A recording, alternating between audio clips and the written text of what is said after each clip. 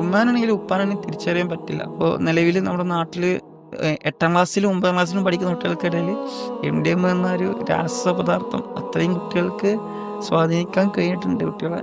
ഒന്നോ രണ്ടോ തവണ അല്ല, കാരണം 3 വർഷം മുമ്പ് പറഞ്ഞാൽ അത് ചെറിയൊരു കാര്യമല്ല. അന്ന് മുതൽ ഞാൻ സ്റ്റാർട്ടപ്പ് കൊടുത്താണ്.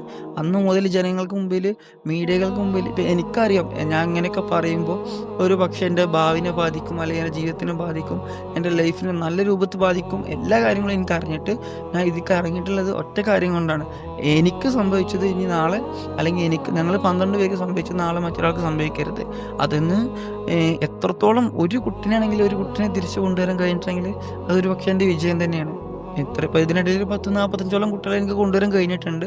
പക്ഷെ അതല്ല, അതിലുപരി 100-ൽ ഒരു 5% ആളുകളെ ഞാൻ കൊണ്ടുവരുമ്പോൾ അതിൽ 115% അപ്പുറത്തേക്ക് പോയിക്കൊണ്ടിരിക്കുകയാണ്. കാരണം ചെറിയ മക്കളാണ്, ചെറിയ കുട്ടികൾ എന്ന് പറഞ്ഞാൽ